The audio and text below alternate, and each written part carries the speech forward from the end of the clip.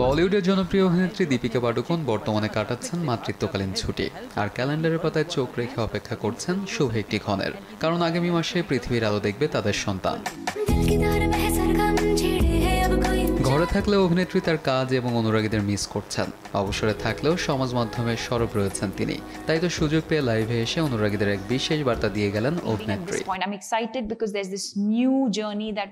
অভিনেত্রীর অনেক ছবি রয়েছে সুপারহিটের তালিকায়, তবে সম্প্রতি কালকে 2898 ব্লকবাস্টার হওয়ার পর দর্শকদের ধন্যবাদ জানানোর সুযোগ পাননি দীপিকা, কারণ নানাভাবেই নিজের ব্যক্তিগত কারণে ব্যস্ত হয়ে পড়েছিলেন তিনি।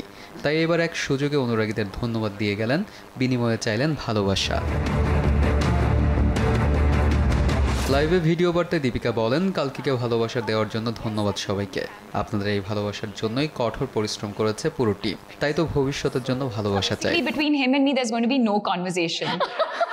প্রায় 200 কোটি রুপি ব্যয়ে বিগ বাজেটের সিনেমা কালকি 2898 এডিতে দীপিকা পাডুকোন ও প্রভাস ছাড়া অভিনয় করেছেন কমল হাসান, অমিতাভ বচ্চন, দিশা পাটানির মতো তারকারা। তাছাড়া কালকি ছবিতে মৃণাল ঠাকুর, বিজয় দেবরাকোন্ডা, দুলকার সালমান, এস রাজামৌলি, রাম গোপাল ভার্মাকে ক্যামিও চরিত্রে দেখা গেছে।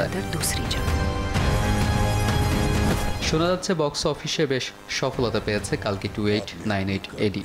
একাধিক ভারতীয় সিনেমার মধ্যে নতুন মাইলফলকে দাঁড়িয়েছে ছবিটি।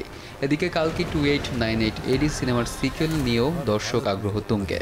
যদিও শোনা যাচ্ছে সিকুয়েলের কাস্টিং থেকে দীপিকা পাডুকোনকে ছেটে ফেলেছেন নতুন ছবির পরিচালক নাগা শিয়েন। 1 मिलियन यूनिट्स है क्या तेरे पास? कुछ नहीं बचा। ARM सादात, देश टीवी। वो इतनी आखिरी सांसों का कारण कैसे हो सकता है?